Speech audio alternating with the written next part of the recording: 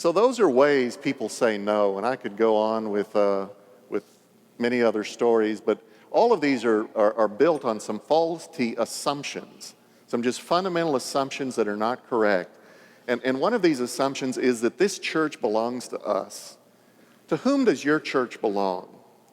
Now, in some legal way, we could talk about the trust clause that belong to the conference. Or, the trustees could talk about, they're entrusted with this, that, and the members who gave the money to build the church. But to whom does your church really belong? It belongs to Jesus Christ. It belongs to God.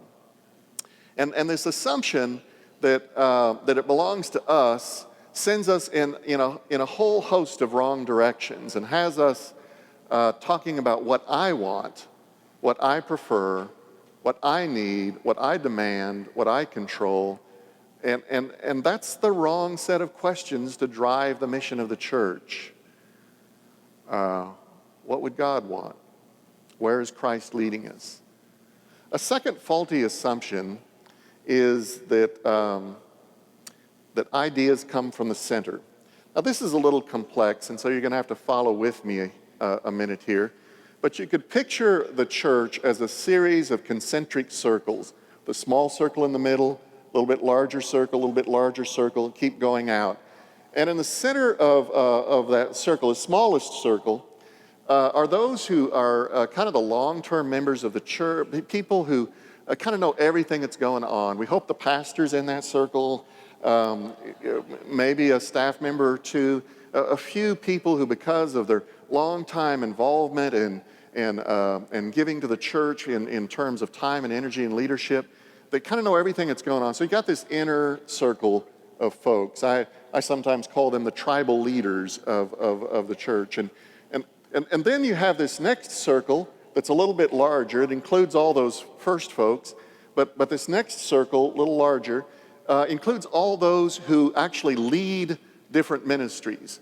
So these are the chairs of committees. These are the teachers of Bible studies and Sunday schools. These are the leaders of mission teams, the directors of the choir and of the praise band. And these are and then the next larger circle are those that participate in all those small groups and ministries. The people that serve on committees, the people that attend Bible studies, that are part of small groups, part of the mission team, sing in the choir, part of the praise band. And then you go a little bit larger, and you get those who are the regular attenders of the church, right?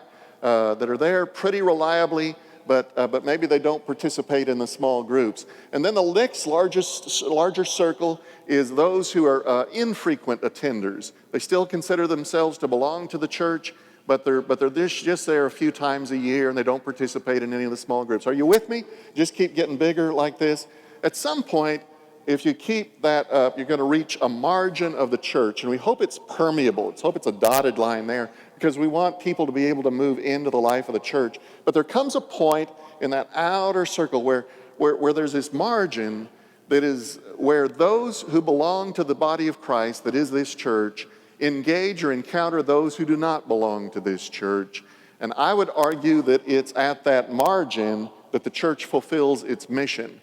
That's at that margin that we fulfill our evangelistic mission, our invitational mission. It's at that margin that we perform our ministries, our mission of mission service and justice, where we make a positive difference in the lives of other people, whether or not they're ever going to belong to our church. And so the role of leadership in the church today is to constantly draw the attention of the church toward the margin, because that's where the action is.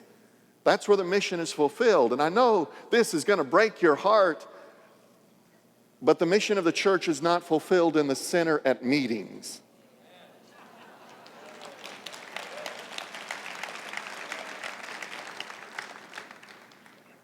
The reason we have meetings, or the reason we should have meetings, is to focus on fulfilling the mission at the margin, right? To direct the energy outward. And sometimes we have this notion that because we serve on a committee in the middle, that's where all the good ideas are going to come from. So if we're going to elect people to a Christian education committee or a worship committee or a whatever, that we're going to invite them to come serve on this committee for the next year, and they're going to meet 4 times a year, and in that hour and a half meeting, they're going to come up with all the ideas that it takes to move the church forward. And you know what? That's not really the way it happens. You know where the best ideas for ministry come from? From the margins. It's usually those new people who have entered into the life of the church that say, oh, I love this church. It gives me such a sense of belonging. But given what I've been through recently, and they talk about maybe, going through divorce or something, they say, so I was just wondering, would it be possible to start some kind of like divorce recovery group in this church? And they've got energy and passion for it because it's something that addresses their need, and it's a gift they want to offer other people. And so this idea starts out here, and it needs support and it needs voice. But you know what happens is often we close that down because it didn't come through the middle. It didn't come out of the committee. There was a woman I knew who was active in the life of the church, and at every different level. And she had such skills for, and even spent a lot of not just volunteer time, but even worked on a church staff for a while. And her husband started to show the signs of Alzheimer's, and it deteriorated very quickly. And she, the church surrounded her and her husband, and very quickly this became almost more than she could deal with at home, and then it moved into an institutional setting, and we were still surrounding her with all kinds of love and care, and eventually he died, and the church was there with her every step of the way. And some months after that, she came to me and church staff and said, there's just been something on my heart, and that is that as much as the church surrounded me with love and care, nobody could understand what I was going through. There's just something about being a caregiver of someone with Alzheimer's that is such a personal challenge that nobody could fully comprehend. And she says, I've been thinking about it, and I was wondering if we could start some kind of support group for people who have family members suffering from Alzheimer's. Now, this was years ago. This was before there were more resources in the community around this. And so we started thinking about that. It was great. She says, I could serve as host for that, she said, because she had the gifts to kind of coordinate and communicate and that kind of thing. We discussed, now, is this a church ministry that we're going to invite our own church members? Is it going to be a more public ministry? Well, we thought this is bigger than our church. And then we started kind of thinking through, well, do we need any professional resources for this? And we thought maybe at least to get it launched, maybe we need somebody who's gifted or has experience either as a physician or as a nurse or a therapist or something like that to just kind of start the first few sessions on this. And boy, it just kind of like the momentum started going. We back in the day, this is before websites, and I've put an ad in the paper that said Alzheimer's support group, call this number if you're interested. And the first gathering of this had about 15 people, and only about 3 of them were members of our church. And by the way, when we started thinking about who could facilitate the first few of these, we got to thinking in our own church, and there was a family therapist who said, I would be happy to come lead the first 6 sessions of this. So it started as a monthly meeting, and pretty soon it grew to where it was too large to have just one of them. And so we started having 2. And because we were in a community that was predominantly Spanish-speaking, very quickly we saw the need that we needed to offer a session in Spanish. And that meant getting a different mix of leadership in there too, so that there was a time when there were 2 or 3 of these Alzheimer's support group ministries going. And they continued on, and finally she reached a point after some years where it was time for her to move out of the community, and so we had to figure out, does this continue after her? Are there leaders to come in behind this? That ministry has blessed so many hundreds of people directly and indirectly.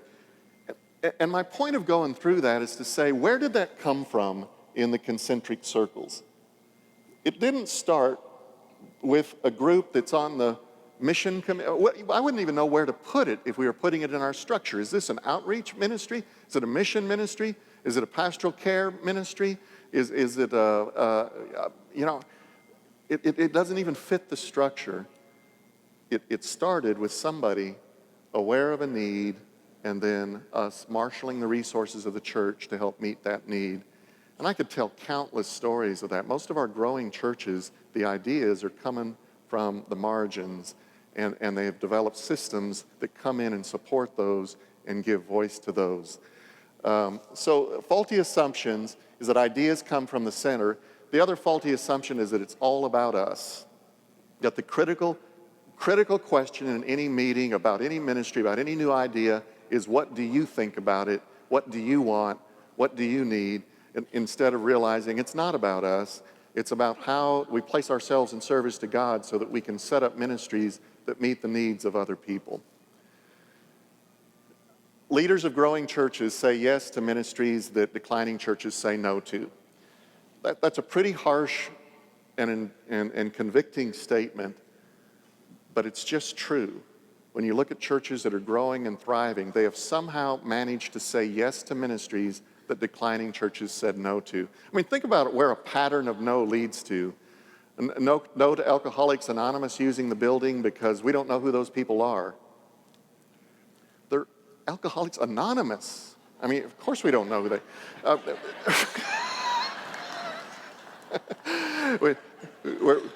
We say no to the basketball ministry because those aren't our kids. We say no to the small group thing because those people we don't know what, only the pastor can. We don't say no to this, no to that, no to this. Where does a pattern of no go? Our church just gets smaller and smaller and smaller. A pattern of yes gets larger and larger and larger. So let's listen to a different voice for a moment. And we're going to listen to this video, Jen Klein. Most of these examples are going to be from Missouri. Sorry, that's where I work right now, but I think we'll appreciate what she has to say.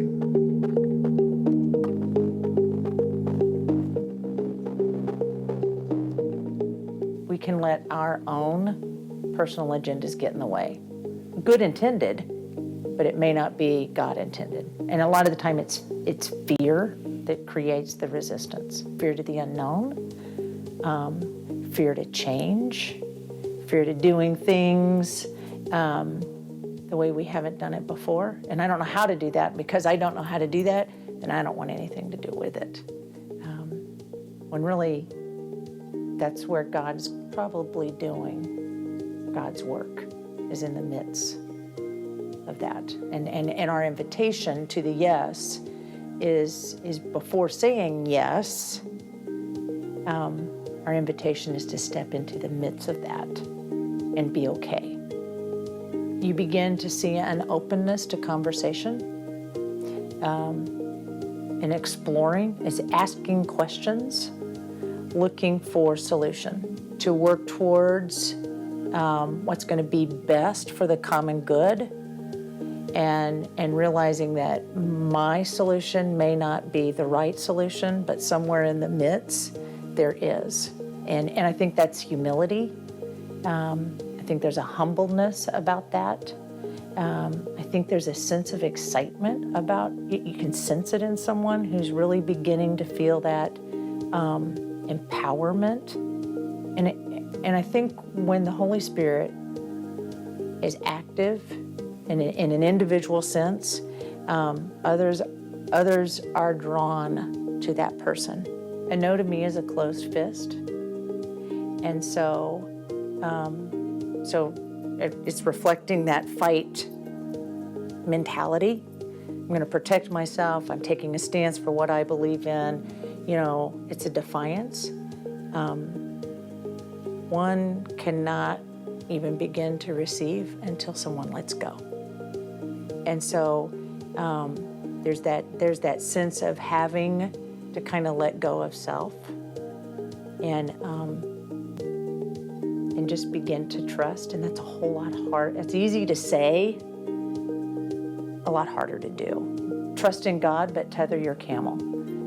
Don't put God to the test and just say, okay, if you're out there and you want me to do this, then you need to be obedient to, you need to listen to, you need to be faithful to. But at the same time, you can't be in total control, because you're not. God is. Don't rush the process.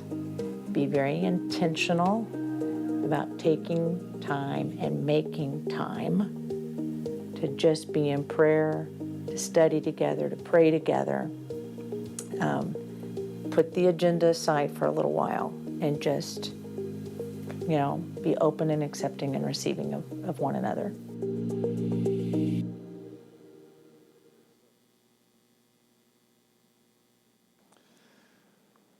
She's a very thoughtful and reflective person, and the thing I like about it is the sense of humility and this sense that we can't be in control of everything, and we've got to figure out how to come to a more risk-taking posture sometimes. So let's move on with our slideshow. There we go. Systems that say no. We talked about people that say no to people. There are also systems that say no. The church with 1,000 steps. So it's amazing how many times this kind of story is repeated in the church, but someone sees the devastation from flooding or tornado or something on television. They're maybe new to the church, maybe they're a younger person in the church, and they just feel a sense of calling to do something that, my gosh, these church groups and service agencies are doing something to help. I think our church could help. And they take it and they say to the pastor, hey, I just feel this real calling to offer my services somehow, if we can form a team or something. And the pastor says, oh, that sounds great. That sounds like the work of the missions committee. You need to take it up with them. And the missions committee meets 4 times a year, and they just met last night. And so they wait 3 months, and they show up at the mission committee, and they say, I just have this passion. I can see us forming a team. We can sleep in the basement of a church. We can be on rooftops working on these projects. And the missions committee, their eyes are about this big, because who's on the missions committee? If we're not careful, it's people that you and I, lay and clergy, help recruit by saying, please serve on the missions committee. We need to have so many people on the missions committee. And I promise you, it's only 4 meetings a year. And so they don't see themselves as sleeping on floors and climbing on rooftops, and so they say, oh my gosh, this seems too big. I think you need to take it up with the whole council, with the whole administrative council. And so and they meet once every quarter, and they just met last night. And so another few months go by, and she takes it to the council, and would you please? I just think we could do this, and the council says, this sounds like it has financial implications, and that's the work of the finance committee and budgeting, and we just set our budgets once a year, and we just set next year's last month, and sometimes there's just 1,000 steps, aren't there? Many churches have 5 to 7 steps or people who have to say yes for a project to go forward, any one of whom can say no, but none of them have the authority to just let people go do it. Does that make sense? Have 5 or 7 steps, any one of which can say no and close down a project, but no one has enough authority in the whole series to just say, go do it. We got to find out, we got to have better ways. The church that can't decide. Have you ever been on the committee that has met 6 times now dealing with the same decision? Just keeps returning over and over. Because we need more information, or I just don't know. Well, that's a good idea. We need to give it some more time. And so they just can't decide. Systems that say no. The church with 1,000 rules. Well, that's a great idea, but according to our trustees policy, or our this policy, or this policy, or this policy, we can't do it. The church, let's see. Next one. The report, review, rehash, and redo church. Some of our churches are structured in such a way that if you're on some committee and you talk about something and you settle everything, then you go from that committee to another committee. If you're the chair of that one, then you go to this other committee and you basically redo all the same stuff again, rehash it all, tell all this, and then you go to the big committee and you just keep going through talking about the same stuff over and over and over again. The report, review, rehash, and redo church, where every meeting's just kind of more and more of the same. The church of micromanagers. I visited a church one time. I was kind of working in a consultative role with a church and was curious to, is why with such a gifted staff and such gifted lay folks, why was this church just seem so stuck? And I don't usually do this, but I said, could I see just the minutes from like your monthly administrative council for the last couple of months? And then if you keep minutes on your finance committee, maybe those too. And so I looked at the minutes, and they were having a monthly administrative board, administrative council meeting that were running about 2 hours long. And when you looked at the minutes, it was infinite conversations about what time groups were going to meet, changes in the calendar, infinite detail about all, and they would go into all of this at every administrative council. So I looked at the finance committee stuff. You know what they did at the finance? They literally took every check that had been written the previous month and talked about it and compared it, set it over against the budget and whether that was the right use of money or not, and just second guessing everything, every dollar, everything.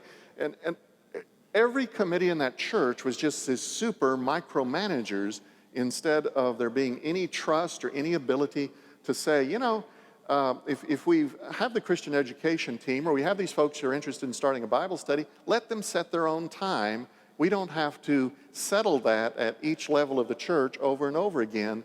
We can let folks do their ministry. The next one. Whoops, back one. Many congregations require 5 to 7 layers of organizational approval, and each person or committee has the ability to say no, but nobody has the authority to say yes.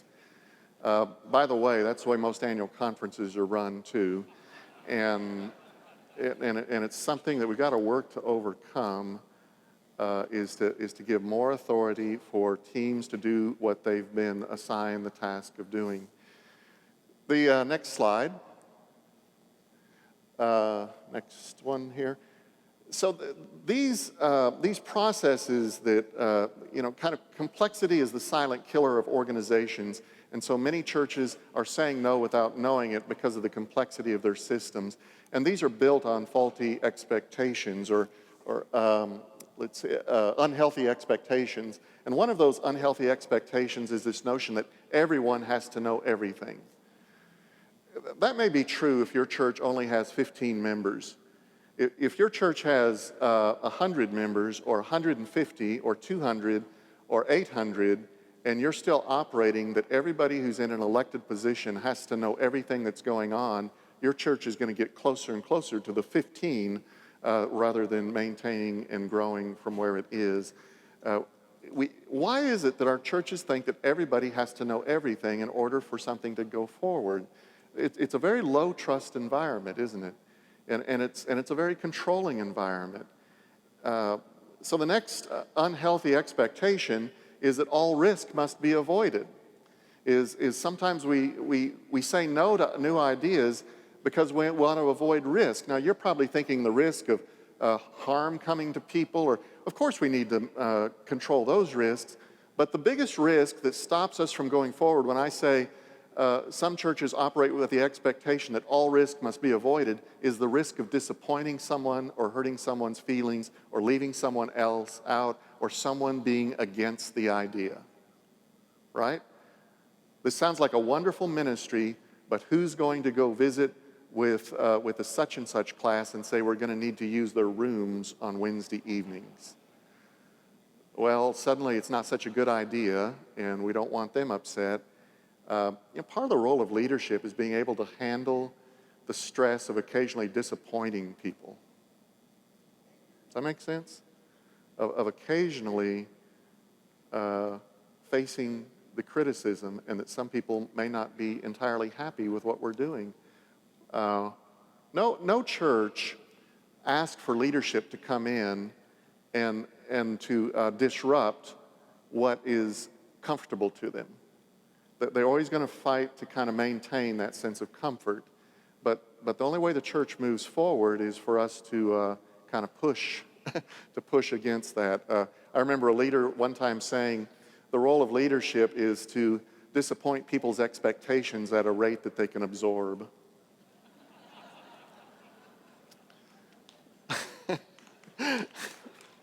So let's go on to the next one. And the other unhealthy expectation is leadership means control. That what it means to be a leader is not to see that more things happen. What it means to be a leader is to make sure everything's under control. And that's just that's not healthy. It's not a healthy clergy attitude. That's not a healthy lay attitude, is to say the reason I've been elected to this position, now the way I need to live it out is to make sure I control everything that goes on. Instead, it's the reason I'm in this leadership position is to see that there is more ministry when I finish my term of service than there is when I begin my term of service. You know, and that ought to be true for every clergy person. The highest compliment I've ever seen given to someone who is retiring at their retirement dinner was when one of their colleagues said, whenever this pastor, would receive the keys of a church, whenever at the end of their service they gave those keys back, there was more church than when that pastor arrived. And that ought to be true for how we lead as laity in our churches too. If you're on a committee or a task force of some sort, there ought to be more ministry when you leave that position than there was when you arrived. Otherwise, we're going downhill. And then the other unhealthy expectation is meetings are where the action is. And this kind of goes along with that concentric circle idea. But I remember consulting with a church one time that had been through 40, 50 years of decline and then had seen a resurgence for 10 or 15 years. And I was trying to work. They were kind of had reached another kind of plateau, and we're kind of wondering where are they and what's next. So that was the reason I was involved with it. But here's the thing: the church has been going down for these 50 years, and I just happened, in kind of going through some of the materials and talking with the pastor and the staff and everything, I had two bulletins from the church. One when it was kind of at the low point of this decline, and the other from 12, 13, 14 years into its resurgence. Now, the first bulletin was a kind of standard old church bulletin, with an order of service in the back, and then it had the calendar on the back of the bulletin, the weekly calendar, right?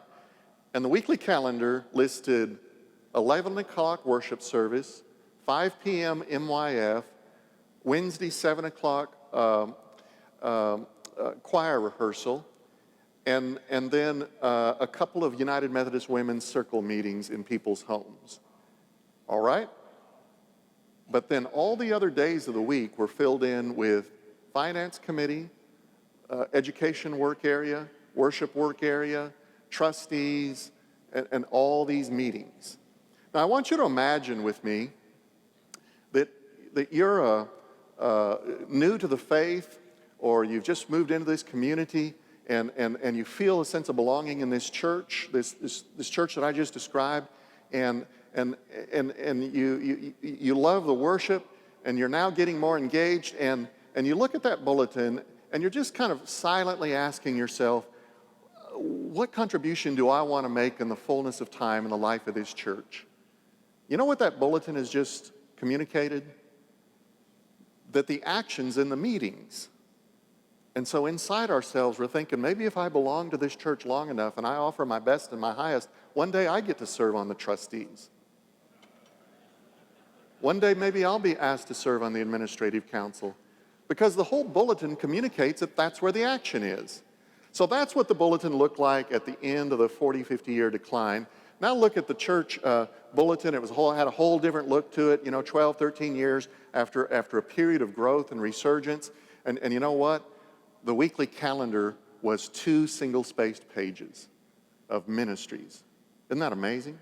And it was it was Bible studies of different types, disciple, but other types of Bible studies. It was women's retreats. It was men's meetings. It was service projects. It was all kinds of programs and ministries for youth and children. It was small groups. It was divorce recovery. It was this. It was that. I mean, it just went on and on and on. And the thing that was distinctive about it is it had no meetings.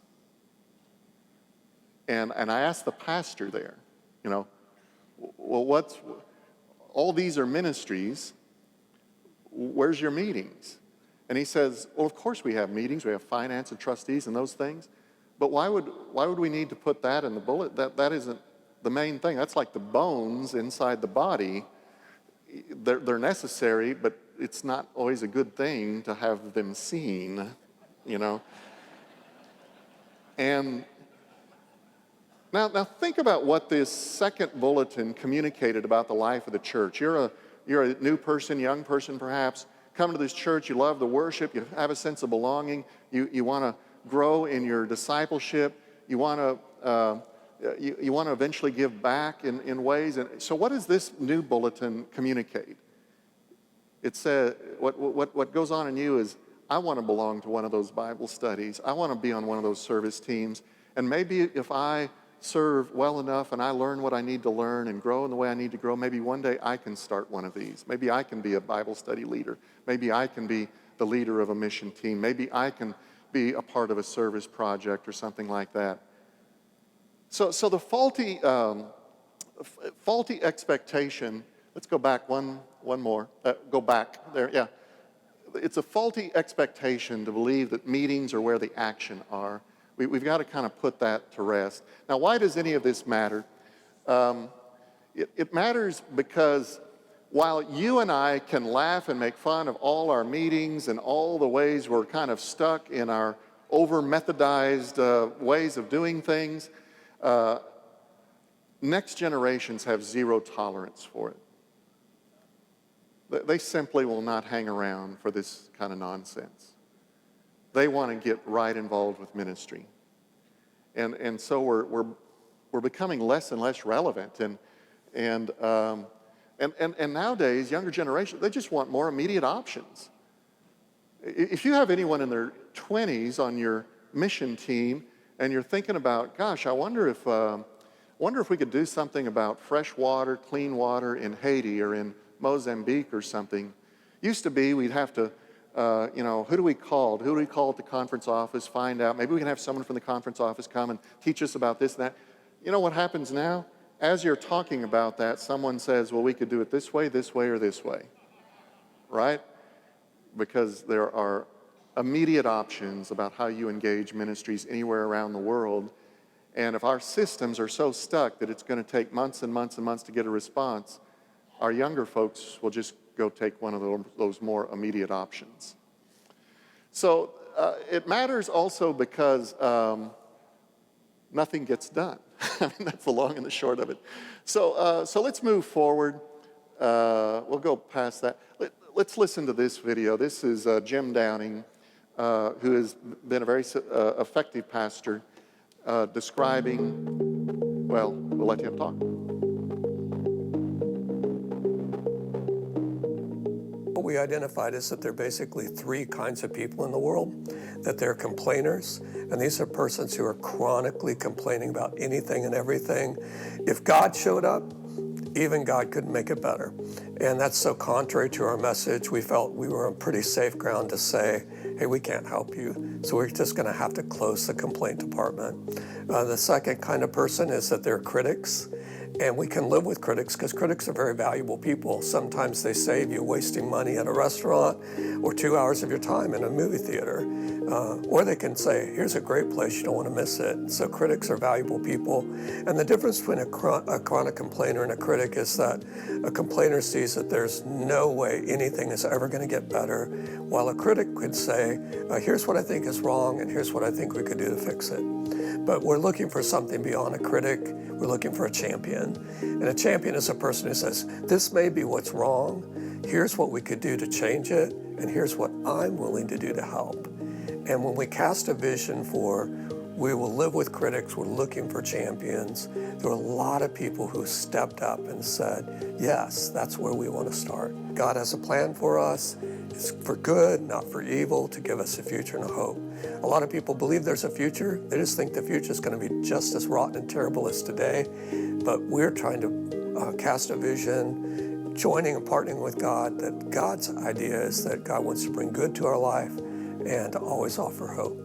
The rails that I see most churches running on are, we've always done it this way. And that limits us to our past. We talk about in an old hymn, oh God, our help in ages past, our hope for years to come. It's not simply dwelling on the past, which is what history does, but a heritage that says God who was with us then is the God who's with us now, and the one who will be with us in the days, years to come.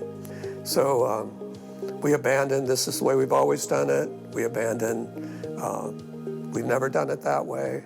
And we created the 7 first words of our church, which are, we can do all things through Christ. Every one of those words is significant. We can do all things through Christ. It's not bound by our past, and it is not diminished by our fear. It is a faith-building statement. It's a faith-releasing statement. And it's really what has been bedrock to creating an environment and a conditioning towards, let's embrace our future. It's one that's full of hope. Culturally, we would set up a jar at our business meetings, at our council meetings, and if you said, we've never done it that way, you put $1 in for missions. Or we've always done it that way, put $1 in for missions. And I'd like to tell you we raised thousands of dollars for missions, but people got really smart about what they were going to say and embraced the notion of we can do all things through Christ. But nevertheless, that was a shift. Another thing was for us to talk about buildings as facilities. I think a lot of churches feel like they're trying to sustain ministry around a building. And while it's important that we have 4 walls around us, what goes on inside those walls makes it a bank, or makes it a school, or makes it a place of worship and celebration. And I think it was Winston Churchill who once said, first we shape our buildings, then our buildings shape us. And so for us to be able to move forward, we started talking about facilities. And that was a big shift for us. Instead of worshiping a building, we worship in a facility. That facility facilitates something, and in our case, it facilitates ministry. And we were able to turn the walls inside out as God was turning our hearts inside out to look beyond our current condition, fear of dying, and begin to embrace in faith what God's next chapter was for our lives. And here we are 20 years later with a vibrant ministry that's reaching hundreds of people as a result. So let's go to the next slide.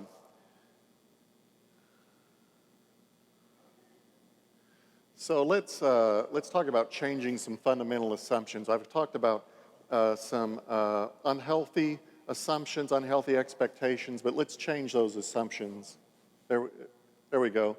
What if we imagined the starting point of our conversation about what happens in churches with this notion that everyone has gifts for ministry, and really believed that and took that seriously. And so instead of thinking it's just those who are elected to some position or serve on committee that has gifts for ministry, that has insights, to view our role as pastors and leaders in the church to help people to discover their spiritual gifts and the gifts and talents that God has given to them, or that their life experiences have prepared them, that prepares them for a particular aspect and expression of ministry. And to start from the very beginning, when someone starts entering into the life of our church, many churches have some kind of rather in-depth conversation with people who start becoming more active in their church, of actually having some kind of spiritual gifts inventory. They repeat over and over in their sermons and in their teaching that everybody has gifts for ministry, and they really mean it. It's not just a catchphrase. It's they're constantly in this mode of discernment of how do we help cultivate the gifts of God that is within these folks who are coming to belong to our congregation. And the next assumption, missional assumption, is that God calls everyone to service and ministry. that there really is a special place for you in the mission and ministry of Jesus Christ, that God has gifted you for the upbuilding of this congregation, and it may be service on a committee, but friends, we got to look at that as being the smallest portion of our church's activity, and the greatest portion being all those ministries that are forming small groups, outward focused, serving the community, serving the world. And so the example I gave about the woman who stepped forward with a lawn care business, that's so simple as to be common sense, but what she was doing was not just offering material help to the church, she was trying to express her ministry. And the church had a hard time receiving it and using it. And instead of us creating this as a hardship or something that people have to break through, we need to be in the business of cultivating folks in this. So the next assumption, ministry should foster spiritual growth and discipleship. Boy, that just sounds so self-evident, isn't it? But many churches get in a mode of offering activities without actually thinking, how do these activities mold people into disciples of Jesus Christ? How do these actually help people grow in grace and in the knowledge and love of God? How do these help people discover their ministries and make a difference in the world for the purposes of Christ? I think it was Heibel's church that did the study Reveal that looked at all the activities going on in the life of the church and began to say, are we just creating more busyness in the life of people, or are we actually, are people actually becoming something else and someone else because of some years of activity in the life of the church? And that was a very challenging question. We don't need to just create more busyness for people. We need to look at each ministry and how it builds people up and helps them grow in grace and in the knowledge and love of God, and helps them in their own discipleship and to be prepared to offer ministries in the world. And then the next assumption is that the church's mission is outward focused, that it's not just about us, it's not just about meeting our needs, it's about us deepening our discipleship in order to transform the world, in order to make a difference in the lives of other people in the community and around the world. And these are the missional assumptions that have to drive the church, rather than those unhealthy expectations that it's all about us, it's our preferences, it's about maintenance, about all these kind of inward-centered things, about maintaining the mechanics of the church. Let's go to the next slide. The church is a school for love, helping people grow in grace and in the knowledge and love of God. I want to pause for another video and all of these videos, by the way, are part of the package stuff. If you want to do more with Just Say Yes, there's a collection of these videos and many more others than the one that I'm showing you that show churches of all sizes kind of what happens when they say yes. And I want to show one called Bridge Bread that is about a ministry that started in the heart of one person, one couple, and has just changed the lives of hundreds of people.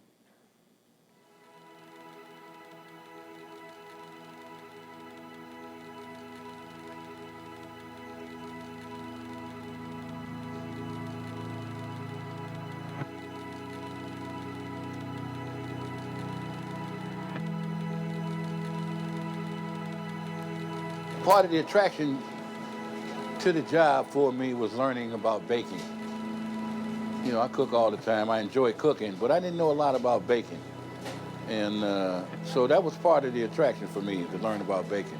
So I had absolutely no knowledge coming in. And I started washing dishes. You know, that's how you learn. You start at the bottom, work your way up. So 4 years, it'll be 4 years this November that I've been here. Over 100,000 loaves of bread baked. You know, we made a lot of mistakes. You know, we found out what works, what doesn't work, what's good, what's not good. The chocolate cinnamon rolls is it's basically one of our big sellers right now. It's taking off and it's a high demand. The chocolate rolls is just, we got to make those every week, every day, no matter what. And the sourdough is really taking off on our new bake shop on Cherokee now, so. You know, I take a lot of pride in, you know, in our bread. It's handmade, no preservatives, not mechanized, you know, that stuff doesn't have character. We are craftsmen here, We do it with these and a little salt and water and flour and make something really nice. And so I think that's the edge that we have over the mass-produced stuff. You know, it's just blah, you know. To me, I don't know, I'm a little biased, just a little bit. Bridge Bread is a social enterprise. The objective is to create opportunity for people who are homeless, living on the streets, to pull themselves up by their bootstraps. Initially, when I became homeless, I did not have a clue. You know, I was 58 years old. I'm 61 now. 58 years old, never thought I'd be homeless. Got divorced, and I'm homeless. I lost the house. I slept outside for about 9 months, starting in February. It was a lot of scavenging around before I started Bridge Bread. I didn't really have a home base, you know what I mean? And Bridge Bread became a home base for me, you know, and a family at that. Homelessness can have any type of costume. Homelessness can look like you. You know what I mean? Homeless can dress like you, smell like you. You wouldn't have to know. You know what I mean? Not every homeless person is on the corner with a can in his hand asking for change. You know, homeless can be an ex-doctor, an ex-lawyer, or a person who just got laid off at a warehouse and he has a family and they homeless now, you know. Homeless has no disguise. Of the money that we bring in from bread sales, about 3/4 of that goes to compensation for the bakers, and about 1/4 goes to purchase the ingredients that made the bread. Our rent, utilities, insurance, and other overhead have been, to this point, paid for through donations. As we grow with scale, we actually generate greater margin, and we think we will not need any of those donations in the very near future. So anybody have any advice to Terrence on how he should shop for groceries? He's been wanting somebody to tell him how he should be shopping and making more of his own food, where it's simple. That's a good way to eat, to buy food and eat it simple. I'm a business person, my wife's a business person, we wanted to do something with the business. And we foundered about, thought about doing firewood bundles and gift bags and all sorts of things. And then she went away for the weekend, and I'm the cook in my house, and I had never made bread. Bread machines don't count. I had a bread machine. I made a couple loaves of bread. They turned out okay. I went to sleep, and in my dreams, I had a dream that I was making bread with the guests at the homeless shelter, and I took that as my inspiration. We went the very next week and made bread with the guests of the homeless shelter, and that's been well over 100,000 loaves ago. We cast a vision at Lafayette Park that we are Christ's presence in the urban community, and we hold ourselves accountable to it. I mean, people want to be in mission, people want to be doing purposeful things. So how do I tell some pastor to do that? I think it's maybe give yourself a break. Don't make yourself have to be the one who knows it all, because we'll never know it all, and we were never intended to know it all. That's why we're supposed to be a Christian community. Sometimes they'd ask my opinion on what I thought about things, and other times they'd just let me know what they were doing. And it was really great, because there's no way I would have ever known everything you need to know to start like a Bridge Bread. I believe that there is an inherent conflict between the attitude of minimizing risk, preserving assets, and the risk avoidance strategies that people employ in nonprofits and churches, and entrepreneurs' desire to seize opportunity and to take risks intentionally. I think it's inherent. You gotta say yes. If you say sort of a tepid, well, maybe I'll kind of sort of give it a little bit of a try, you may not get to the point where you're getting the reward. It's gotta be a real yes. I know the stories of all the bakers, and I know how far they've come. And that's probably some of the richest gifts of being in ministry, is to see the transformation that has happened in them, and also the transformation that has happened in our church.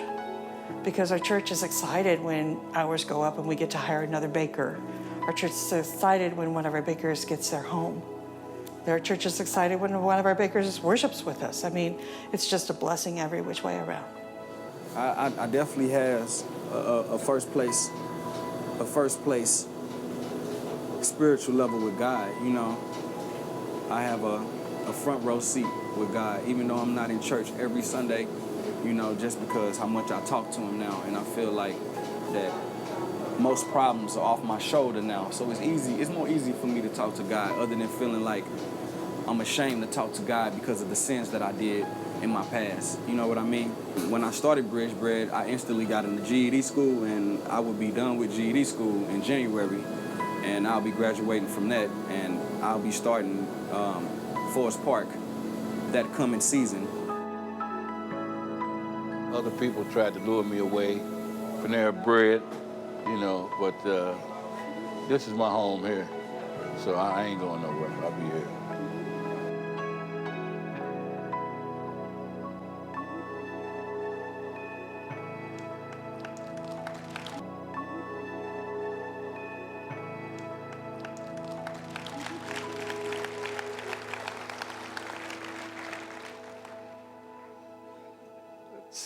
Let's move on to the next slide there. Isn't that a beautiful story? Isn't that great?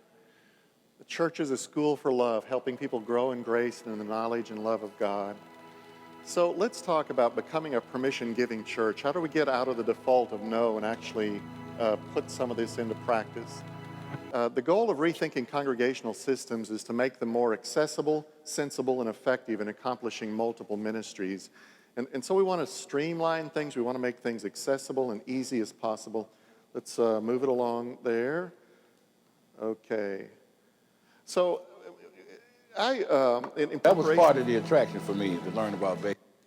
In preparation for this book, I met with a number of congregations that just seemed to be thriving and asked, so how do your systems work in this church? And what I discovered is some things in common, is that most of them had a very low threshold and a very high expectation for starting new ministries. The low threshold is that there are just very few questions that people had to answer. They were constantly talking about people's gifts for ministry and this notion that everybody's called for ministry. And then when someone felt inspired, when someone felt a calling, or as the gentleman in the film, in the video a moment ago said, after I baked that loaf of bread, I had a dream in the night of doing this with the folks at the homeless shelter. And that when they have that inspiration and they step forward, there's just very few questions that are asked, very few things to filter ministries out. And one of those questions that they ask is, does this align with our mission? Is this consistent with what we're trying to do with the church? And some things aren't. Some people will come up with ideas that are self-serving. May I use the church facility because my business got kicked out of the shopping mall, and so if I can just set up do my classes here for whatever thing, then I'll charge. Well, that isn't real. That isn't our ministry, right? So some things are inconsistent. Some people have ideas that just they're not bad ideas. They're just not helpful ideas for moving the mission forward. But the first thing that folks do is they engage this question: does a new ministry idea align with the mission? And that means that the church kind of has to be pretty clear about what its vision and mission is. What business are we really in? And does this ministry help? The second question is, who will do it? So if you come forward with a ministry idea, you can't just come and say, this is what I think the church ought to do, or you ought to do, or the staff ought to do. You've got to come forward as part of this plan. If you're the one bringing the idea forward, are you called and passionate about this? If you're thinking about starting a small group ministry of some sort, are people, do you already have in mind who the first 4 or 5 people you're going to invite, who's going to help you with this? If you're thinking about a service ministry of some sort, do you already have people who are energized and ready to go? Because part of the generation of ministry from the margins is not that the center solves everything, but that we help people find their ministries, that we help cultivate that within them. So I know that might get a little abstract and I'm talking fast because I'm running out of time, but let me give you an example. Most of the most vibrant ministries and helpful ministries in a church actually don't cost any money, or they cost very little. What they do is they just give expression of people, of the callings they feel in their heart. So I remember a church that one of the people who stepped forward with a ministry idea said, I lived pretty close to the Ronald McDonald House in our city. You know what Ronald McDonald House is? They offer housing for families, most of them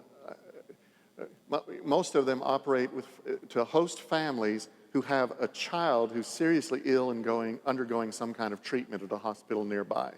So it's for families who are just worried to death about their 3-year-old or 5-year-old or 12-year-old, right? So this person steps forward and said, I've been thinking about it and thinking about what it must be like to be staying in Ronald McDonald House for a week or two at a time as your child undergoes treatment.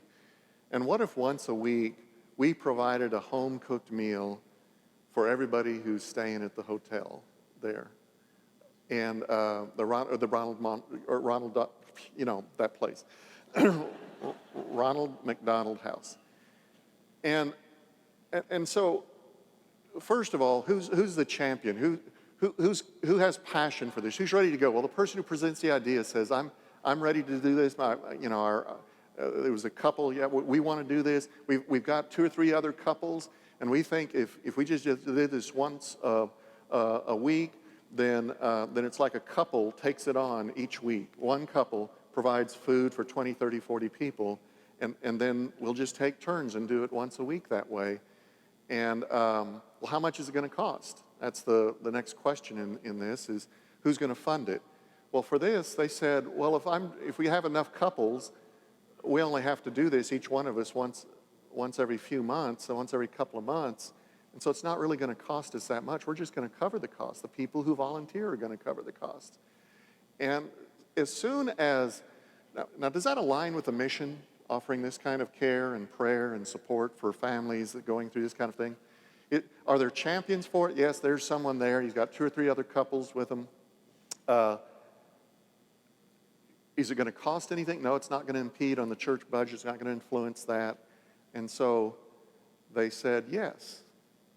And they then use the church mechanisms to invite other people and to help describe and enlarge the ministry. Instantly, there were 12 couples, 12 families ready to do that, which then lowered the burden on any one family or couple on offering this ministry, meant that sometimes 2 couples could work together on one evening to do this. And that ministry took off and it just thrived. Well, I could tell you story after story after story like that, and the Alzheimer's support group and all those things of ministries that just start with somebody's call. Does it align with the mission? Are there champions for the cause? Are there people ready to get involved with it? And then is the funding something that makes sense, that doesn't impede the other ministries of the church? So let's go on with the next slide there.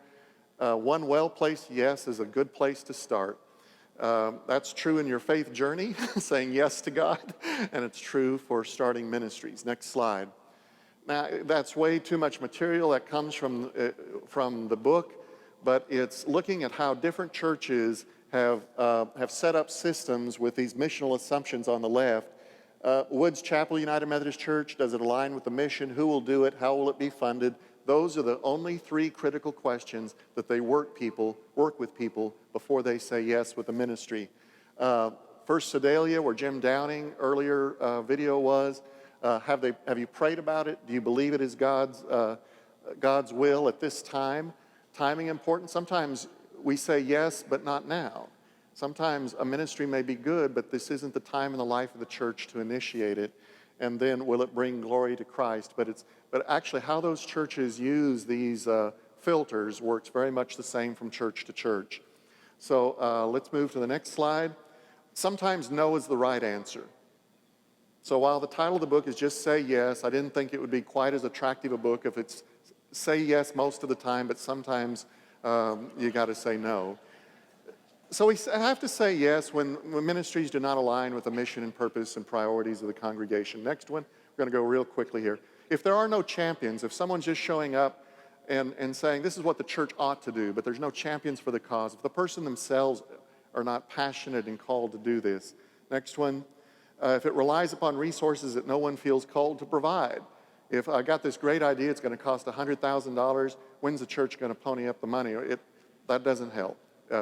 It's got to, the resources are there when people are called and passionate. The next one, if it's a ministry that can't be done with excellence, I think we have to say no to any kind of children's ministries, youth ministry, ministry with the elderly, service ministries, if we can't do it to the exact same quality that we would expect our children and grandchildren and parents and grandparents to receive. So if we can't do it with excellence, it's better not to do it. Next slide. If it's intended for personal profit, we don't need to be in the business of helping people make their living offering yoga classes or karate classes or something in our churches. Now, on the other hand, if someone's a yoga teacher and wants to offer a ministry there that is not fee-based and is not about profit, that's a different question. If they want to offer something for the elderly or for a young person's group or something like that. If it's initiated for the wrong reasons, if the reason for that someone has for starting this, wanting to start this youth ministry is because they're in conflict with the youth director or with the current youth ministry, that's not healthy, and you need to say no. If the leaders refuse accountability, if they say, I feel called to do this, and we're going to go do it, and we're not going to be accountable to any other mechanisms in the church, and then if the ministry does not bear kingdom fruit. That's true about existing ministries and new ministries. If after you initiate them and they're not actually making a difference in the lives of people in the way that was intended, we got to have the strength and courage to close them down and to abandon them, let them go, and not continue them.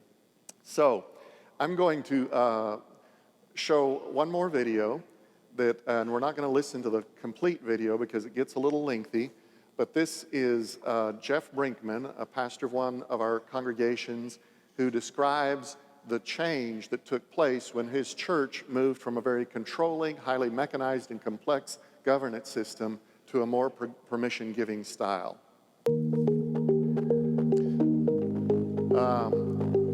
It's actually the permission-giving church video.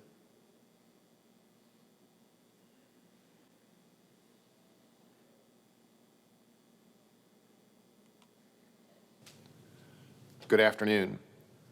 In the year 2000, our church was stuck. Our systems were holding back our mission and ministry. We had a consultant come in and he talked to us about permission giving and becoming a permission giving church.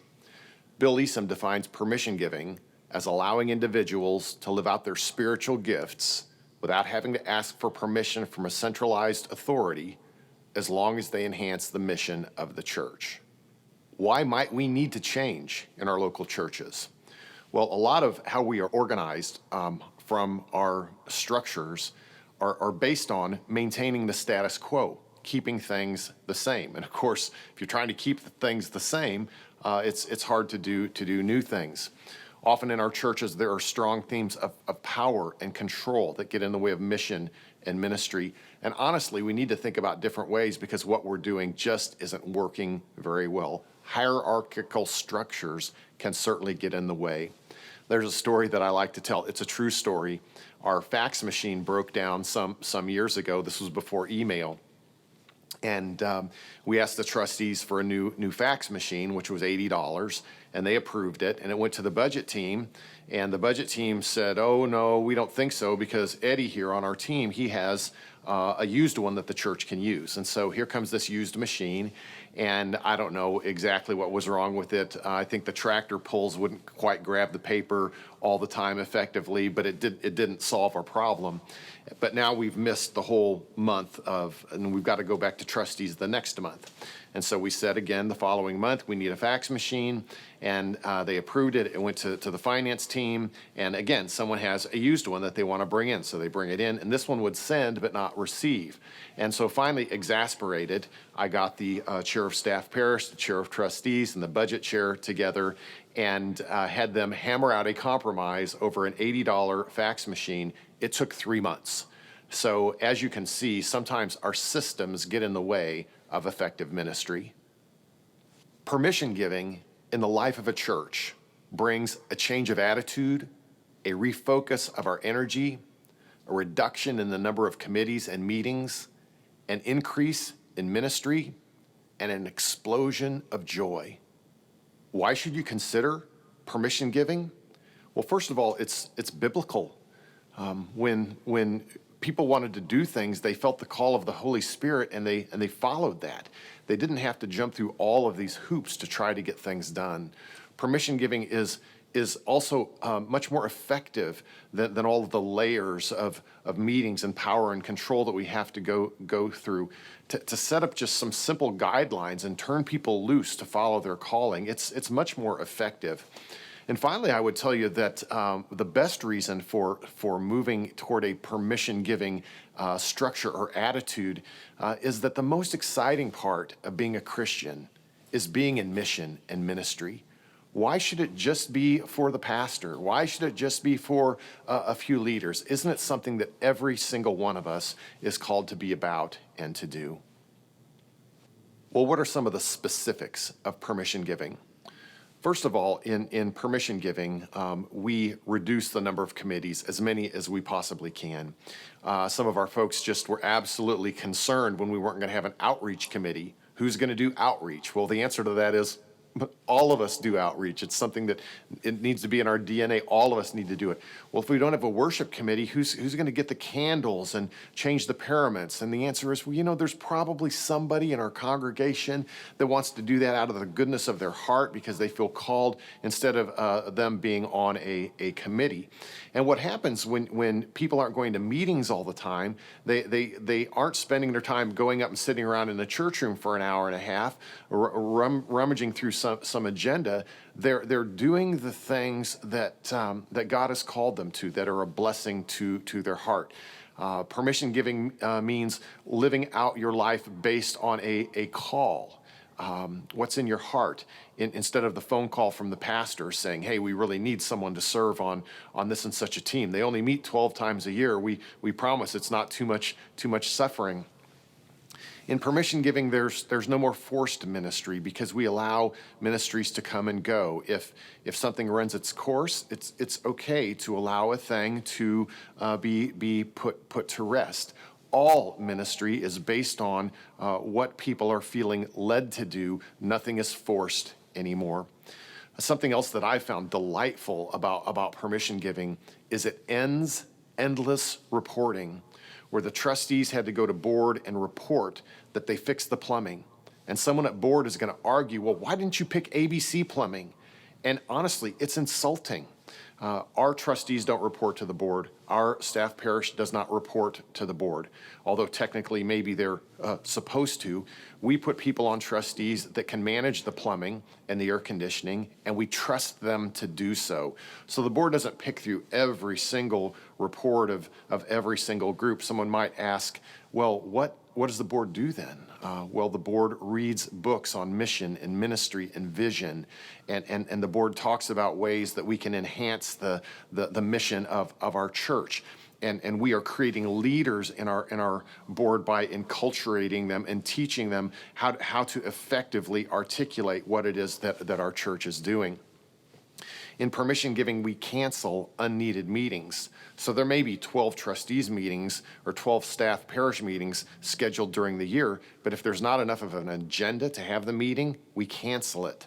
In fact, with email, if the agenda is small and we can get through it by email, there are times we'll go months and some of these groups won't be meeting because they're taking care of their business by email.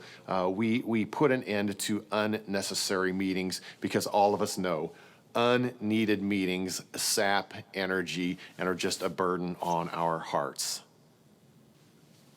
Permission giving really hinges on the concept of call-based ministry, that every member pray about and hear God calling them. And this has to be taught and articulated not just by the pastor, but also by staff and leaders in the church.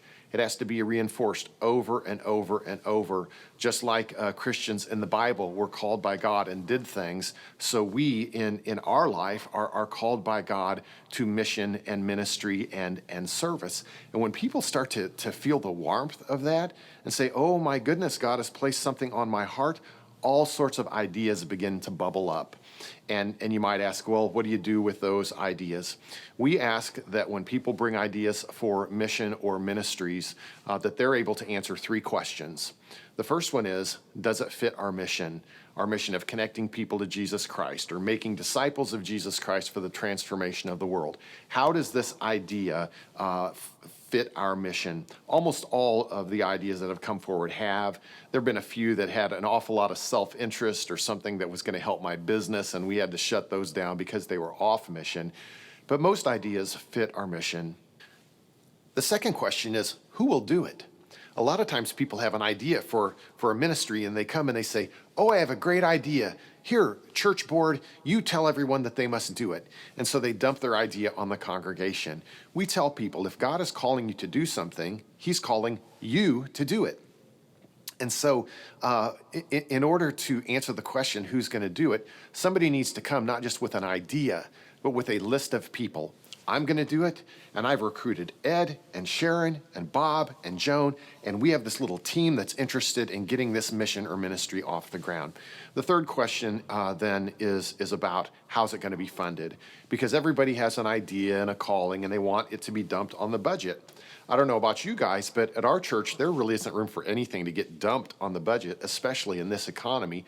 And so we tell people, if God is calling you to a thing, there's probably some plan that can help you pay for it without running around the church asking everybody for money.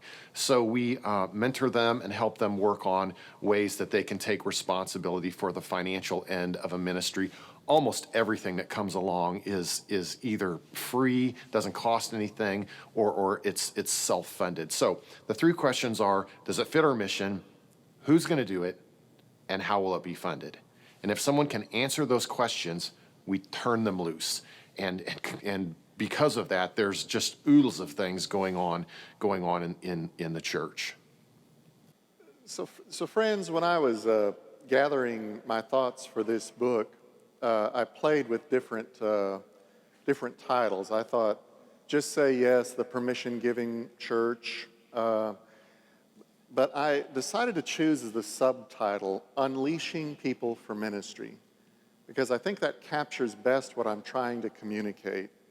Is I believe that every person has been gifted for the upbuilding of the church and the body of Christ, that everyone has been called to ministry, and that there are passions and callings that maybe remain unidentified, but they're there, and that they're in our people, and then in our churches, they're in our young people, they're in our folks who've been a part of the church for years. And this notion of unleashing doesn't mean just kind of like setting them free and going. If you think about that word unleashing, it also has this connotation like this new discovery unleashed a whole range of new inventions that followed, right? That if we can unleash folks for ministry, that it can fundamentally change how our churches operate, and we can begin to see ministries multiply, and we can begin to reach people that we are unable to reach, and it can become so fulfilling to be a part of a congregation that we know is transforming the world. And so that as we grow in grace and in the knowledge and love of God, God is using us to fulfill the mission of Christ. And so that's my hope for this material. You've been given the basic book. There are a range of support materials that have just come out in the last month or so.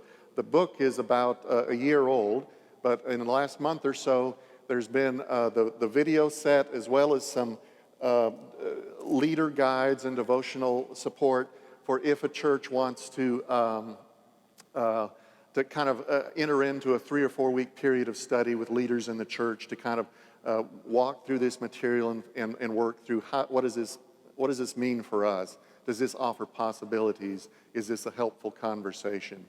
So I appreciate your patience this morning, and I know I've presented a lot of material. Like I said, these are usually spread out over a series of presentations over the course of a couple of days, but I appreciate your patience. We've tried to, in this annual conference sessions, to kind of switch out of just a business mode into a learning and mutual encouragement mode. And that takes us to this next